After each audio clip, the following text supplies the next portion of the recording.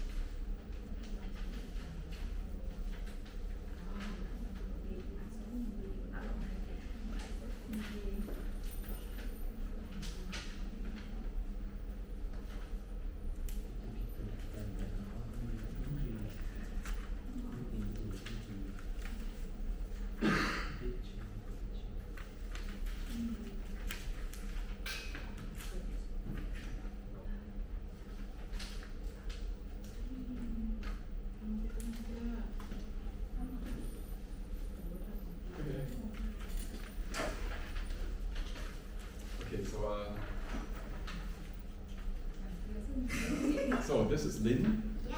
Okay. Well, that was not too difficult. Nguyen. Yeah. Lynn Nguyen. Yeah. Well, it's not my first time in. Yeah. So how do you pronounce this one? Yes, one. One? Sounds like number one. Okay, good. Yeah. Lynn one. Huy? Yes. Hui.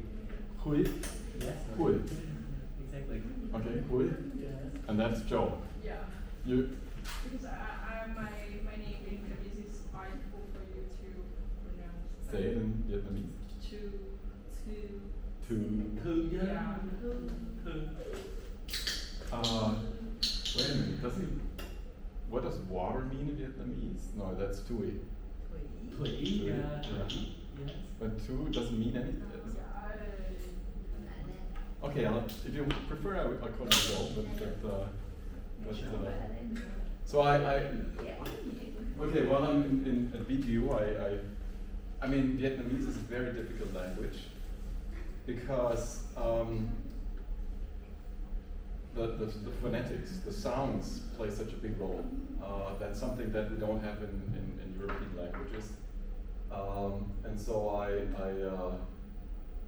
for example, there's this word that's written, I know, yeah, that's,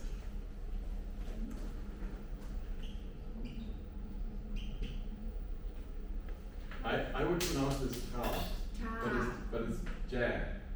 Yeah. Yeah. That's what I keep breaking, right? I keep Appreciate it. Hi, come in. Màu xanh tuổi màu xanh nhá. Oh, that's great. So many great color, but a little. So I asked them. Okay, good, perfect. Thank you. We exchanged emails. Oh, thank you very much. Okay, good. Thank you. So okay, if you got my emails, I got your emails. Okay. Super, thank you. Thank you. Okay, so let's get started. This is not my name. This is I pronounce Jad. Jad. Trà. This is the stuff that I drink, right? Well, Different one. The same meaning, but different words. okay. Trà. Jad. Yes, but for the south. Okay. For the north. For the north, they call chè. Okay. Oh. For the south, they call trà. Wow, that's difficult. Okay, so I picked up some words. Okay, so let's get started. So welcome everybody. It's a subset of students. That's fine. You are on a very strong regime. I met Mike Paliasos on Sunday, and he was teaching until yesterday, and now I'm teaching starting today. So that's very, very intense. Now, the good news is for you, it will be very interesting. Yes. So it's about international macroeconomics, and I think that the Vietnamese economy is very quickly integrating into the world economy. And international means this is about international relations. And this is about international relations on goods markets, services markets, but also financial markets. And this is what I'm going to talk about. So you hear me, I switched on the microphone. I've been doing this for in 2023 and 2024, so this is my third time. So I know this room and I like it. So what are we going to do today? I'll start with a short introduction to set the stage, and then we'll see, right? Maybe I'll go through the second presentation, although I asked you to go over it on your own, but we'll see. As I said, this year it is, in the past years you had at least some days to prepare. This year you don't. Now, very importantly, when I talk at this speed, do you understand me? Yeah. Good. Okay. So if I'm getting too fast, there's something you don't understand, just feel free to slow me down. Okay? That's important, because otherwise you'll be lost. I like the temperature in this room. It's not too cold, because this is always a danger. When the air conditioner is too cool, then I usually get a cold. If that's fine with you, then we can stick to this. If you think it should be colder, then we can mess around with this little thing there. But I think for the time being, it's good. Okay, so let me introduce the whole thing, and let me talk about myself for a couple of minutes. I will not spend too much time with myself, but you would like to know who I am. Then I will talk about this course and what this lecture is about. What are the issues that we deal with? The goals, what this lecture is good for. And then I'll give you an outlook on the next days that we're going to spend together, and then I'll talk about the organization, which you already know, but I'll repeat. Okay, so this is my short biography. I was born in a place called Leonberg, which is close to Stuttgart in Germany. Stuttgart is well known for various reasons. It's in the south of Germany. It's known because there's Mercedes-Benz. Actually, Stuttgart is the place where the car has been invented, or was invented by Carl Daimler. So the car that we know today, kind of with a combustion engine, it was invented there. So I grew up there. Then I did something that is very popular in Germany, an apprenticeship, which is vocational training. I worked in a publishing house, publishing books, for 2.5 years, and I learned the trade. German students know this publishing house because it publishes a lot of school books. Then I went to a place called Constance. Constance is in the very south of Germany. It's actually on the Swiss border. Switzerland is a neighboring country. Let me draw a map of Germany, because this is VQ after all, so we're doing a little bit of German geography.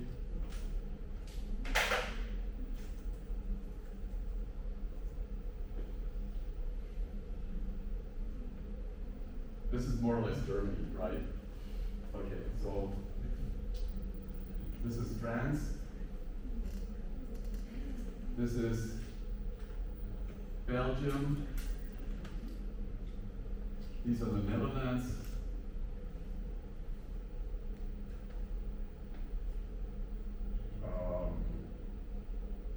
This is Switzerland.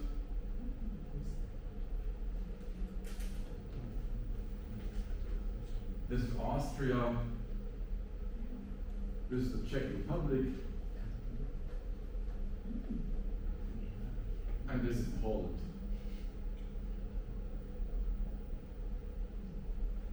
Okay, so this is now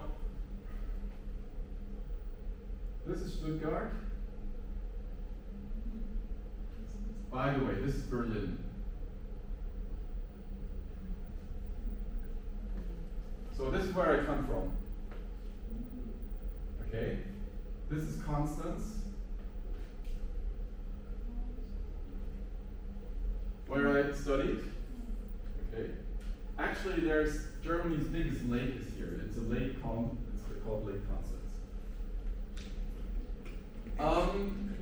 I studied various things when I was in Constance. I studied economics. I also studied Russian, which is a language that I love, but I'm quite desperate about the development that Russia has taken, so I don't use it too much.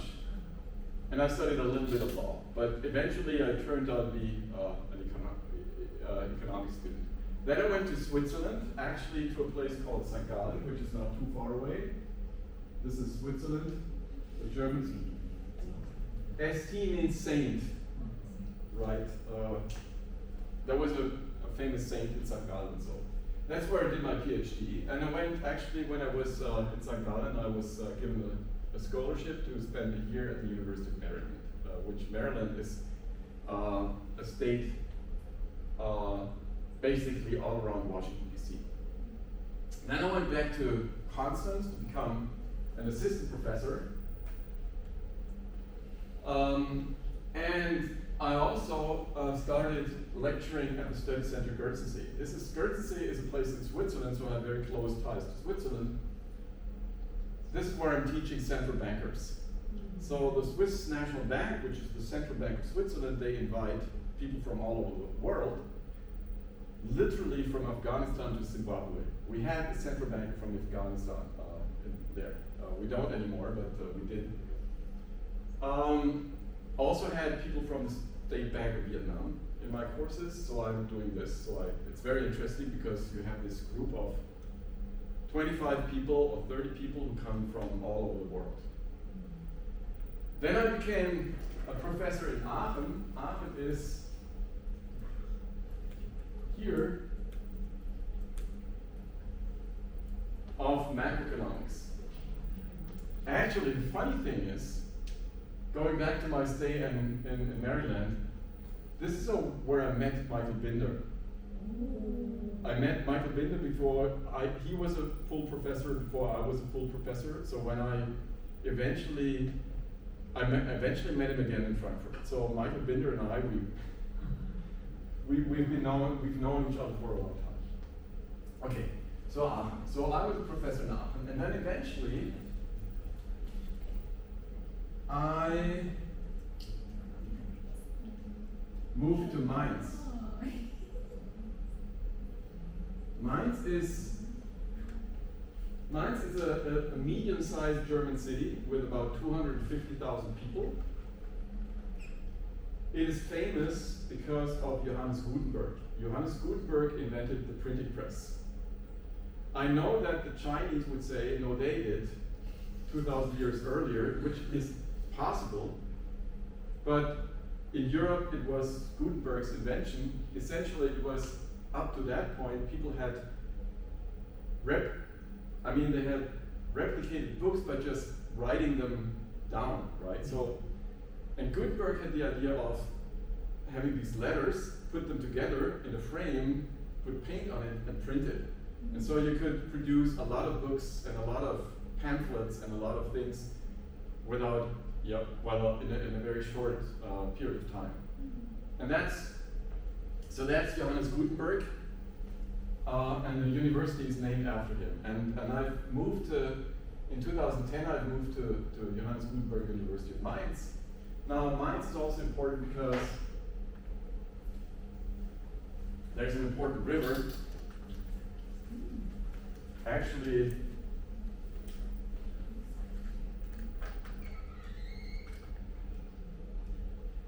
that's the Rhine River. Okay, so now last thing, and then I'll stop with geography. This is Frankfurt. So if I want to go from Mainz to Frankfurt, it takes me 45 minutes by train. It's very close.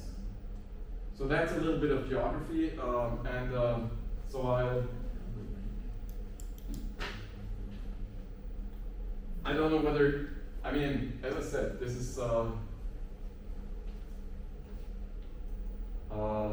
might be interesting to have a little bit of German geography. I'm interested. I know a little bit of Vietnamese geography. I know that we are in the south, and that Hanoi is in the north, and that Vietnam is very slim but very long, right? It's like an integral sign, right? It has this lump at the bottom and this lump at the top, and goes all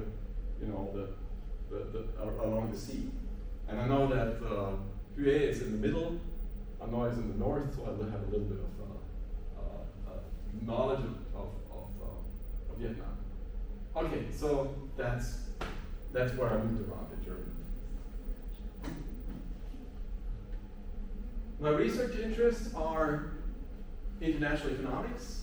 So I'm interested in international capital flows. I'm interested in exchange rates, in exchange rate regimes. I'm interested in global value chains.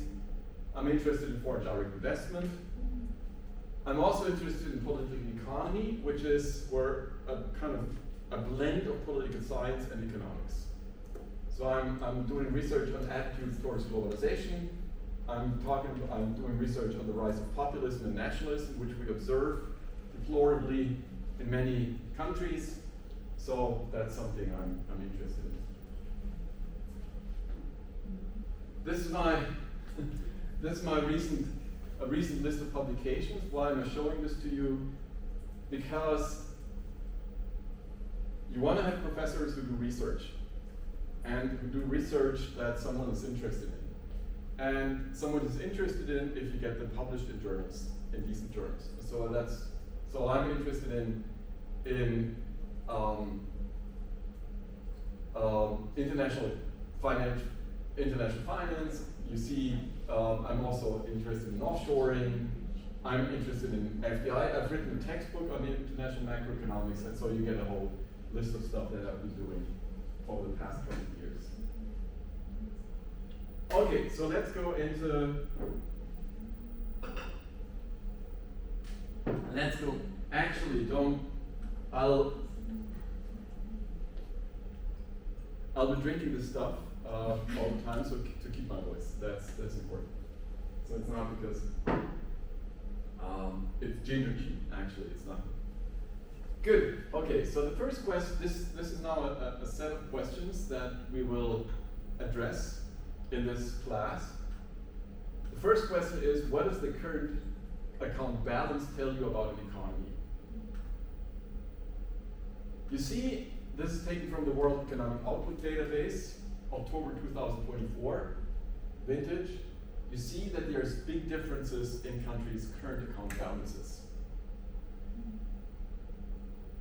I'm not sure you know what a current account balance is, so I'll probably tell you, but it's one of these variables that will be very important. You see that countries like Kuwait had a current account balance of more than 30% of GDP in 2023. Singapore had 20%, Norway had something like 80%, Germany had something like 6-7%. Vietnam is very close, right? Vietnam had a current account surplus of 5-6%, and then you move to the right and you have the United Kingdom with a current account deficit, the United States with a current account deficit, the Philippines, Bangladesh, New Zealand with a huge current account deficit, in fact, Kyrgyz Republic, which is in Central Asia, with a huge current account deficit. The question is, what does this tell you, right? And if you know, then it's good. If you don't, then it's good to attend this course, because that's what we're going to talk about. The second thing is, what is the current account surplus? And is it something to be proud of? Now you see that Germany, this is the German current account balance. And you see that Germany, in the past couple of years, had current account surpluses. So the current account balance was positive. To make a long story short, but it's more difficult. The current account balance is positive if you export more than you import, plus primary income plus secondary income. I'll talk about this later. The IMF, from which this data is taken, predicts that the current account balance of Germany will be positive in the foreseeable future. It was not always positive, it was negative in those years, right? So Germany in the 1990s had current account deficits.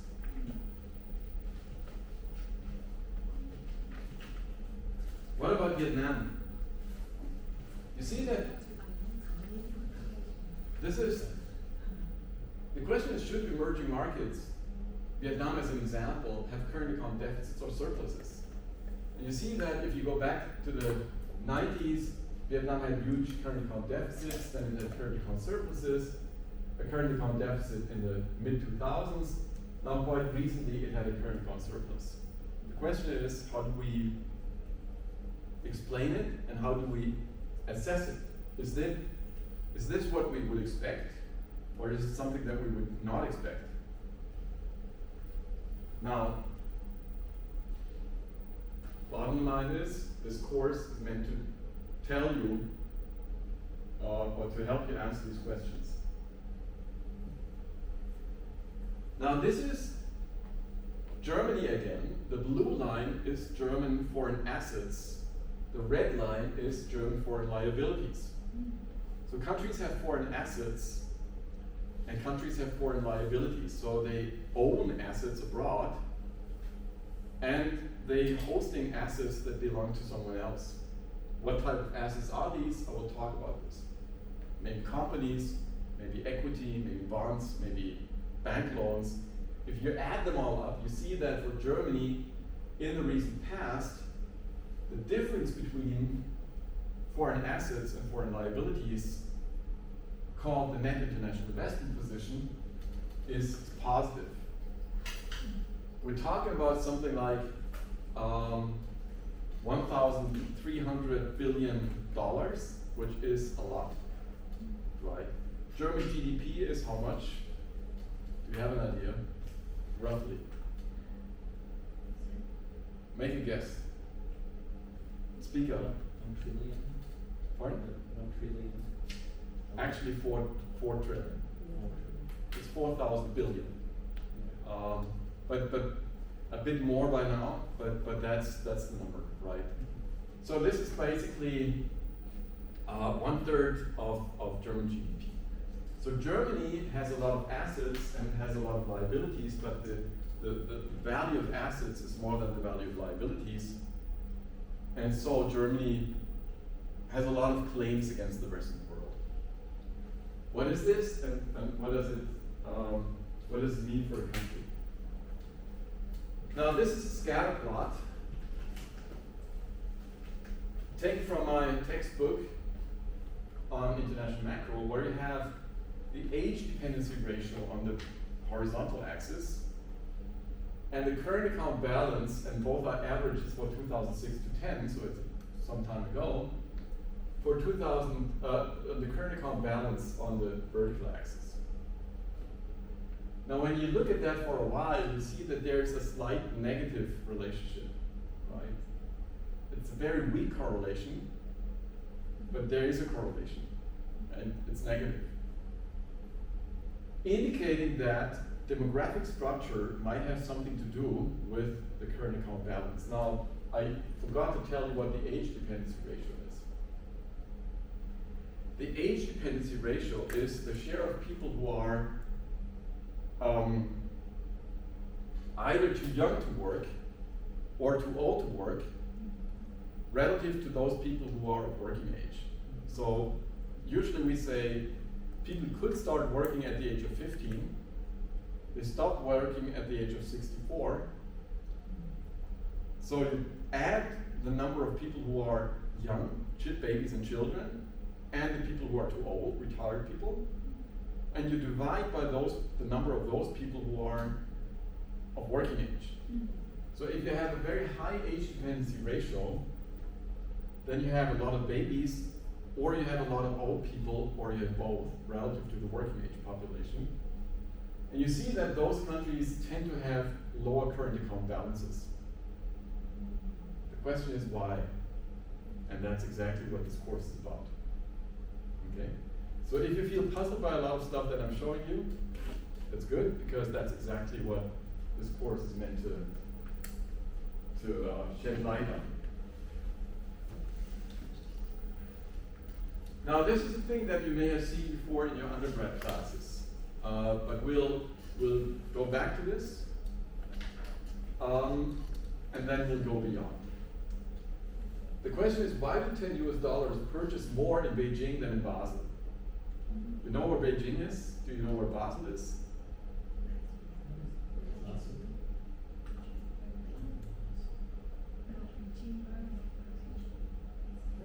It's a city in Switzerland, actually.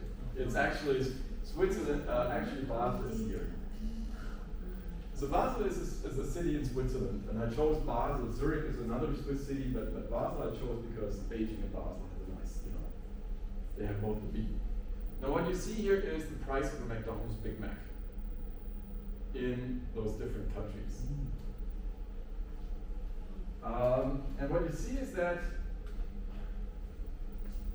the price of a McDonald's Big Mac is 7.2 Swiss francs in Switzerland, and it's 25.50 yuan in China. Now, how do you compare that? Well, you can compare it by translating this into dollars. And what we find out is that in Basel, $10 purchase 1.25 Big Macs, and in Beijing, $10 purchase 2.84 Big Macs. So almost, actually, when you take $10 and you take them to Basel in Switzerland, you get 1.25 Big Macs. If you take them to Beijing, you get more than twice as much. The question is why? And that's also something that we're going to talk about.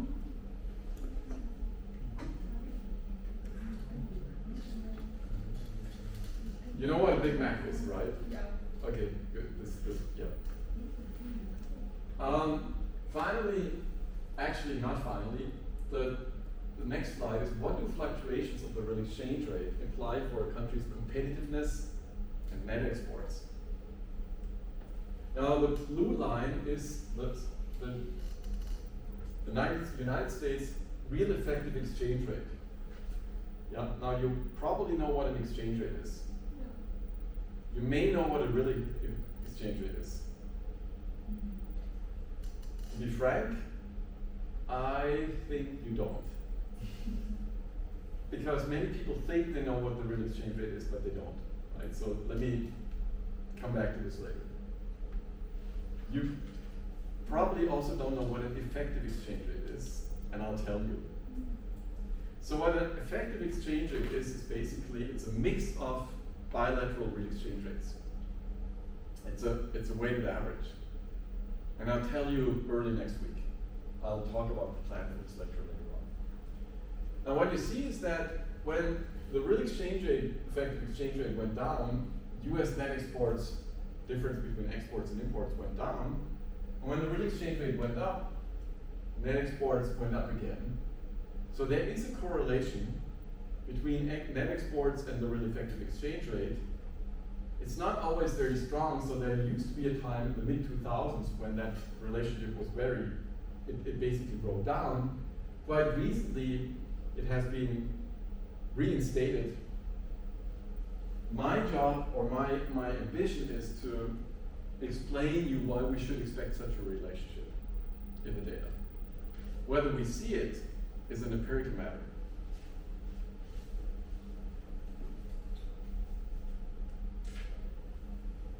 Next thing is, what are the costs and consequences of a sudden stop? Now this is Greece. Greece is a country in Europe, on the Mediterranean, part of the Euro area, also part of the European Union. Actually, do you know someone from Greece? Yes. Exactly. Okay, I'm glad you say that. Michael Haliassis, he's actually from Greece. Now Greece was in a very tough situation in the 2010s. There was the Greek crisis, and the Greek crisis had to do with the fact that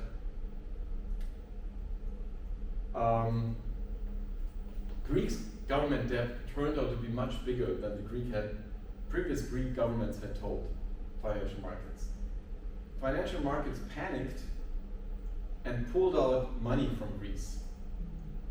Now that in turn, that was a so-called sudden stop. A sudden stop is when financial markets stop financing current account deficits. Greece had a huge current account deficit just before the global financial crisis. And then the Greek debt crisis resulted in the current account balance going up for reasons that I will explain. Well, I can summarize it. Financial markets were no longer willing to finance current account deficits. Suppose that you